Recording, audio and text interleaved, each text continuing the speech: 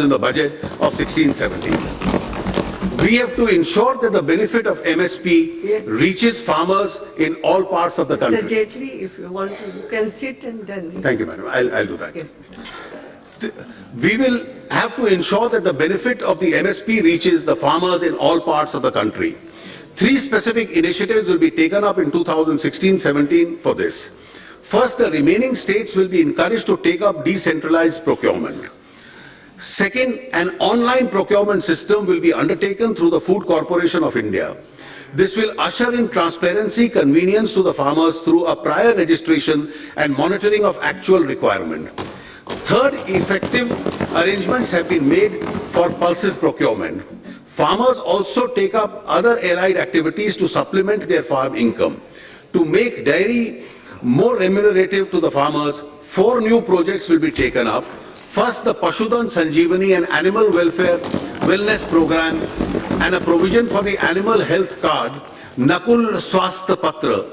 Second, an advanced breeding technology. Third, creation of E-Pashudan Hut, an e-marketing portal for connecting breeders and farmers. And fourth, a national geomic center for indigenous breeds. These projects will be implemented at a cost of rupees 850 crores over the next few years. There has been a visible rise in the yield of honey from an average of 18 to 20 kilometers per box per annum in the year 2013-14 to 25 kilograms per box per annum in 2015-16. The total production of honey in the country has been increased from 76,150 metric tons in 14-15 to 86,500 metric tons. 90% of domestic honey is now exported. Rural area. After agriculture, I turn to the other segment, the rural economy. A sum of rupees 2.87 lakh crores will be given as grant in aid to the Gram Panchayats and municipalities as per the recommendations of the 14th Finance Commission. This is a quantum jump of 228% compared to the previous 5 years. The funds now allocated will translate to an average assistance of over rupees 80 lakhs per Gram Panchayat and rupees 21 crore per local urban body. These enhanced allocations are capable of transforming villages and small towns. Ministry of Panchayat Raj will work with the states and involving guidelines to actualize this. There is an urgent need to focus on areas of drought and rural distress. Every block in these distressed areas will be taken up as an intensive block under the Deen Dayal Antyodaya mission. Formation of self-help groups will be speeded to promote multiple livelihood. Cluster facilitation teams will be set up under MG Naregas to ensure water conservation and natural resource management. These instincts would also be taken up on a priority basis under the Pradhan Mantri Krishi Sinchai Yojana. A sum of rupees 38,500 crores has been allocated for Manrega in 2016-17. Madam, if this total amount is spent, this will be the highest ever amount spent in a year on Manrega. 300 Rurban clusters will be developed under the Shama Prasad Mukherjee Rurban mission launched by the Honorable Prime Minister recently. These clusters will include incubate growth centers in rural areas by providing infrastructural amenities and market access for farmers. These will also expand employment opportunities for the youth. As of 1st April 2015, a total of 18,542 villages were not electrified. The Honorable Prime Minister, in his address to the nation on 15th August 2015, announced that the remaining villages will be electrified in the next 1,000 days. As on 23rd February 2016, 5,542 villages have been electrified. I think the Power Minister and the Ministry deserves to be congratulated for this. This is more than the total combined achievement of the previous 3 years.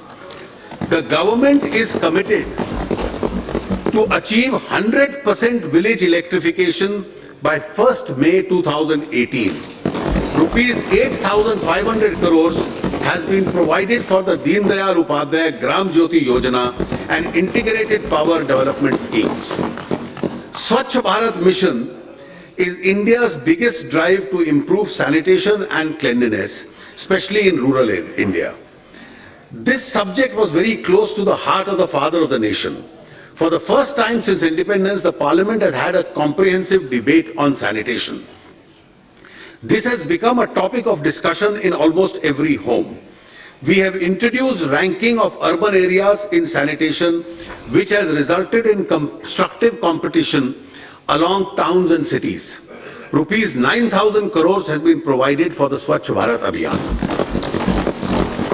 In order to continue this momentum, priority allocation from the centrally sponsored scheme will be made to reward villages that have become free from open defecation. We need to derive greater benefit from the demographic advantage.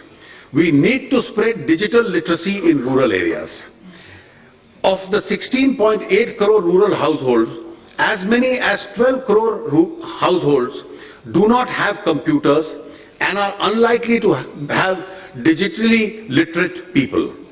We have approved 2 schemes to promote digital literacy: National Digital Literacy Mission and Digital Saksharta Abhiyan. We now plan to launch the Digital Literacy Mission scheme for rural India to cover around 6 crore additional households in the next 3 years. Details of this scheme will be spelled out separately. Modernization of land records is critical for dispute-free titles. The National Land Record Modernization Program has been revamped under the Digital India initiative and will be implemented as a central sector scheme with effect from 1st April 2016. The revamped program will be built and an integrated land transformation management system. 150 crores has been provided for this purpose. Panchayat Raj institutions need to develop governance capabilities to deliver sustainable goals. It has therefore been proposed to launch a new restructured scheme, namely the Rashtriya Gram Swaraj Abhiyan, for which rupees 655 crore has been set aside. For rural development as a whole, I have allocated rupees 87,765 crores in this budget. Madam, may I continue now? Right. Social sector, including healthcare.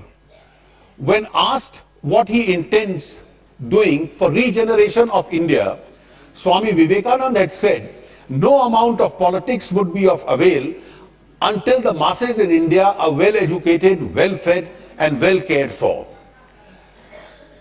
I now proceed to present the key element of my proposal in the social sector.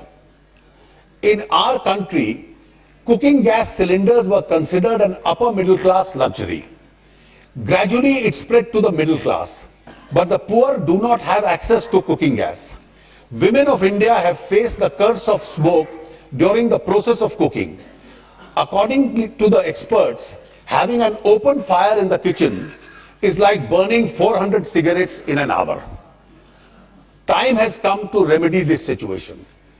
We have decided to embark upon a massive mission to provide an LPG connection in the name of women members of poor households. I have set aside a sum of rupees 2,000 crore in this year's budget to meet the initial cost of providing these LPG connections. This would benefit about 1 crore 50 lakh households below the poverty line in the year 2016-17.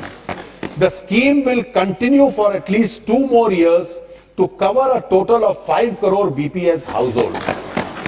This will ensure universal coverage of cooking gas in the country. This measure will empower women and protect their health. It will reduce drudgery and time spent on cooking. It will also provide employment for rural youth in the supply chain of cooking gas.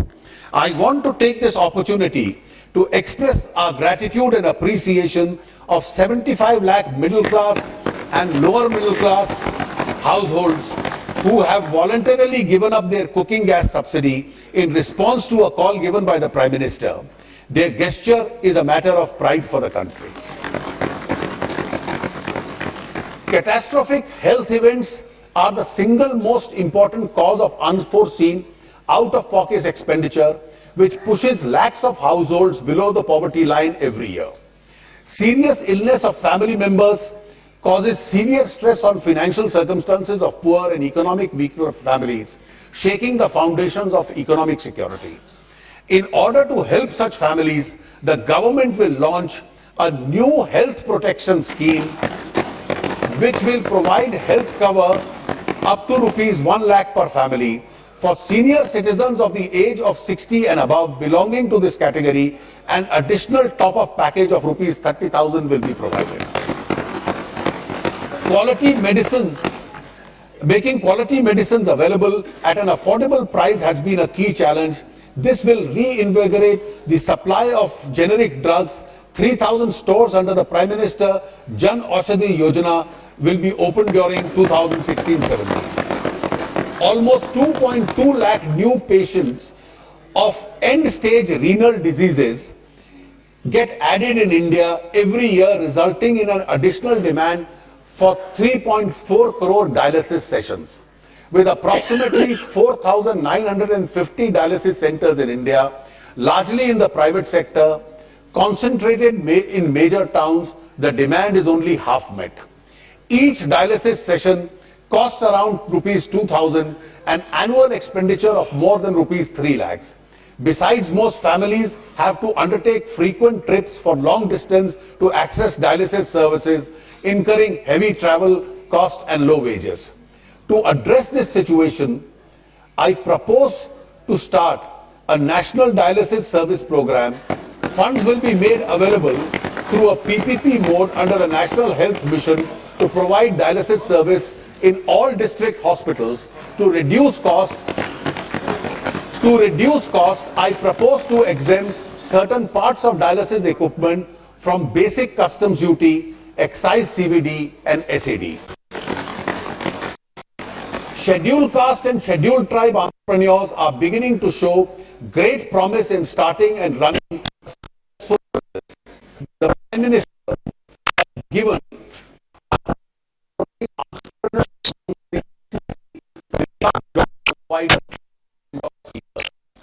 I am happy to inform you that the Union Cabinet has approved the Stand Up India scheme to promote entrepreneurship amongst SC, ST and women. 500 crores has been provided for this purpose.